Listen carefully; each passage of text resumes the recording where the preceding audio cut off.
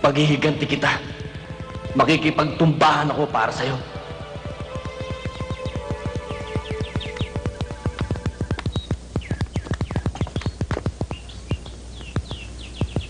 Kala ko ba pagkamba lagi nagkakasundo?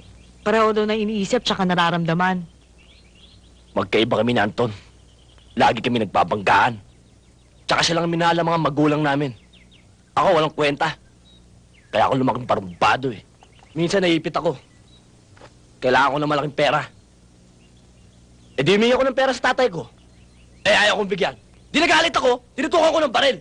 Eto naman si Anton, saksakan ng overacting. Sinugod ako, nakipagkakuha doon sa baril. Eh di pumutok. Tinamaan yung tatay ko, patay. Ayun, ay kinakulong ko. Di nagtagal. Inatake sa puso yung nanay ko. Siyempre, hindi niya matanggap eh. Yun naman ang kinamatay niya. Sa mga nangyaring yun, kailanman, di na ako pinatawad ni Anton.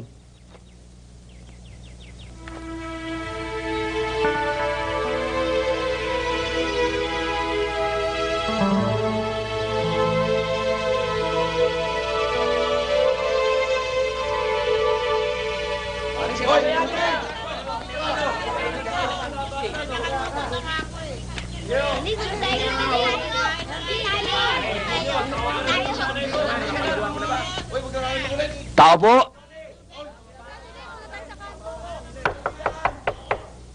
Tao po!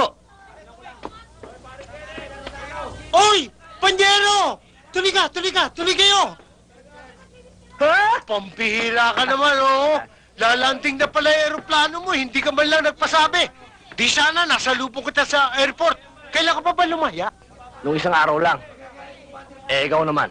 Kailan ka ba naging kusinero? Eh, pagka-graduate ko sa Hoyo, alam mo naman, nag-iisa lang ako dito sa kondominium eh. Hi, andito rin ako. Kasama ako ni Elmo. Baka hindi mo ako napapansin eh. Pasensya ka na. Ako si Janet. Ganun ba? Panyero, matagal na akong good boy eh. Ayaw ko nang humawak ng baril. Namamasada na nga lang ako ng jeep eh. Panyero, kailangan ko ang tulong mo. Alam ko marami kang kontak sa pier. Smuggler din yung hinahanap ko. Elmo, ayaw ko na sanang guluhin ang buhay ko eh. Ang totoo niyan eh, nag-born again na ako eh. Ano? Oo. Ako ba pinagloloko mo? Ha? Ikaw pinagloloko mo! Akala ko ba good boy ka na? Ang good boy na tao, kahit tutukan mo ng baril sa ulo, hindi mapalag. Hindi ka pa rin nagbabago, Elmo. Sige, tutulungan kita. Pero pagkatapos, babayaan mo na ako. Yan. Bihirang pumunta rito si Senyor La Rosa. Ang madalas rito, yung kanang kamay niya, si Turco. Kung talagang gusto niyo makita yung matanda, hanapin niyo na lang sa mga nightclub. Walang pinatatawad na nightclub yun. Salamat ah. Okay lang yun. Tara. Yeah. Sige. Hi, Pogi! Halika dito, table mo naman ako. Sige na, paliligayahin kita. Hoy, Lande, ano man gawin mo, kaya ko nang gawin. Kaya pwede ba, doon ka na lang ha? Doon. Okay. Hindi tayo talo. Tsura. Good evening, sir. Nandiyan mo si Senyor La Rosa? La Rosa? Oh. La Rosa? Esteban La Rosa. Si Mr. La Rosa? Wala pa. Pero mamaya-maya lang darating. Hintayin na ninyo. Right this way, please. Maupo muna. Waiter! Kunin mo ang order nila. Sige sir, excuse me. Oh, sige. Ano ang order? Walang kasing sakit sa kapalaran na damo. Umiwas sa nanunuyang mata at lagi siyang nakayuko.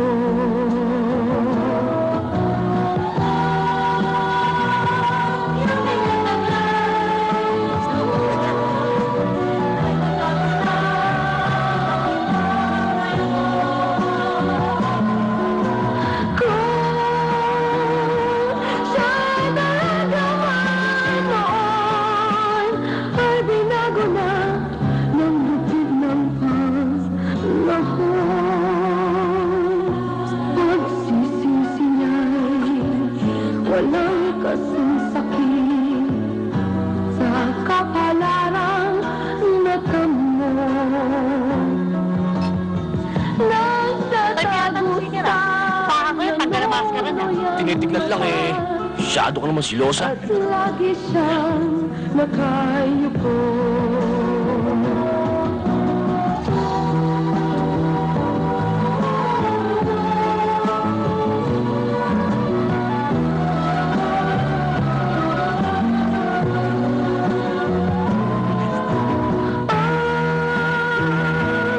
Maamo ng mukha mo, may bakas ng galit siya.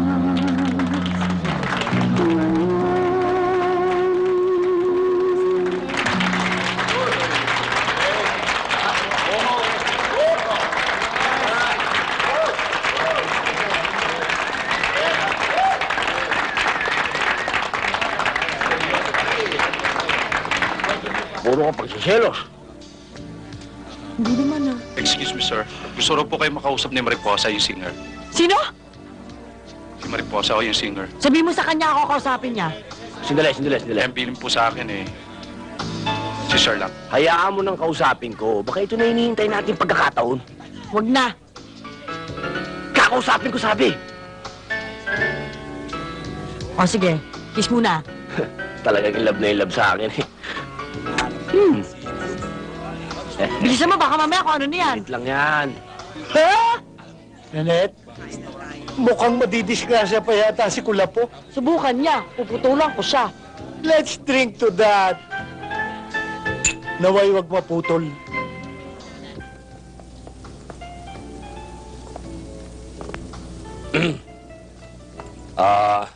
Gusto mo raw akong makausap?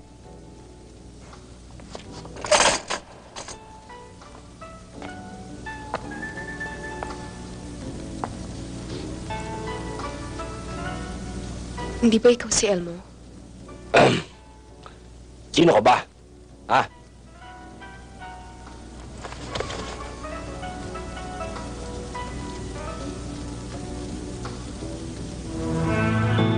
Vera?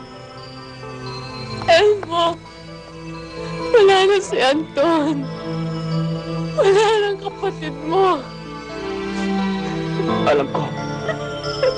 Kaya nga ako nandito eh. Naghahanap. Nagtatanong. Kung ano talaga nangyari. Elmo!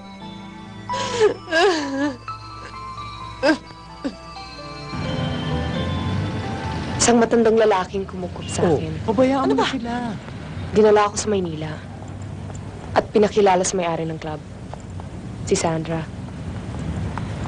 Maraming kilala si Sandrang mga smuggler at sindikato. Meron siyang kakilalang kilala si Rosa. Pinadalhan na nga ng imbitasyon para makapunta sa club. Hinihintay ko na lang ang pagkakataon na makapaghiganti ako. Paano naman kaya mangyayari yun? Ewan ko nga eh. Basta ang alam ko, gusto ko siyang patayin. Natatakot ako kasi hindi ko talaga alam kung anong gagawin ko eh. Eh, kung paubayan mo lang kaya sa akin. Ha? Babae ka eh. Bakit ba? Dahil babae ako? Nabawasan na ang hapdi ng pangapi sa akin? Teka muna. Hindi naman gano'n ang ibig kong sabihin eh. Ang ibig kong sabihin, baka mapahamak ka. Kaya ko naman suluhin yun eh. Elmo, sa akin sila may kasalanan. Sa akin din sila magbabayad. Baka nakakalimutan mo. Malaki atraso niya sa kapatid ko. Kung ganon, magtulungan tayo. Tulungan mo ko, Elmo. Pero, ipangako mo lang sa akin na akong papatay kay La Rosa.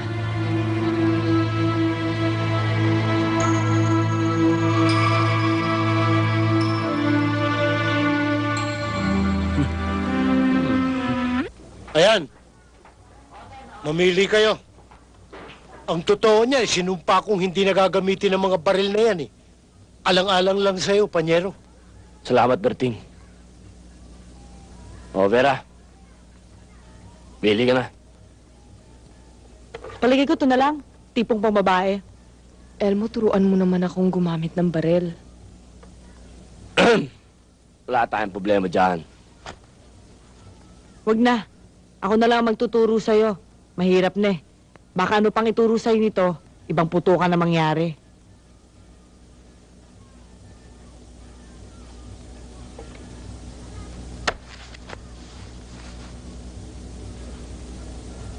Hindi ganyan. O, paano? Hindi ka ba nanonood ng sine? Dalawang kamay ang hawak. Okay, dahil pag pinaputok mo yan, hindi ka tatama niyan. Eh, ganun na rin yun. Pag nakatutok na to sa kanya, maaari bang hindi siya tamaan? Tama na yung forma na yan. Bahala ka. Sorry, Janet. Nagngingit-ngit kasi ako kapag naalala ko sila Rosa.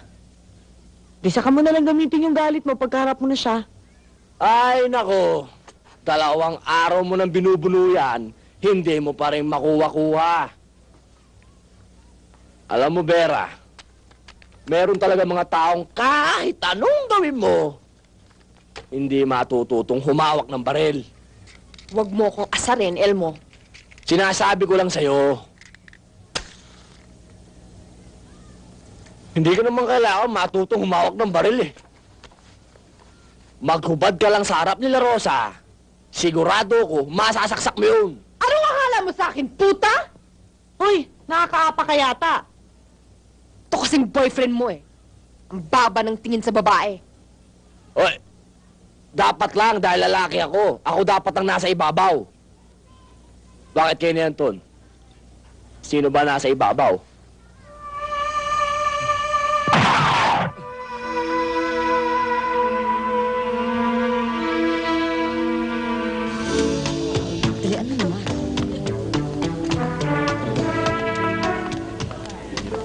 Mr. La Rosa, I'd like you to meet our new singer and dancer, Mariposa, Mr. La Rosa. She is at your pleasure, sir. Hello. Would you like to join me? If there's anything you need, Mr. La Rosa, patawag niyo lang ako. Righto. Elmo, alam kong iniisip mo pero wag mo na ituloy. Tagilid tayo. Bahala na. Huwag mong daanin sa init ng ulo. Would you like to drink? No, thank you. You know, you remind me of Catwoman. Kakambal mo siya. You remind me of the big bad wolf. Ikaw ba yun? Hindi. Pinsan. Buo. Second degree.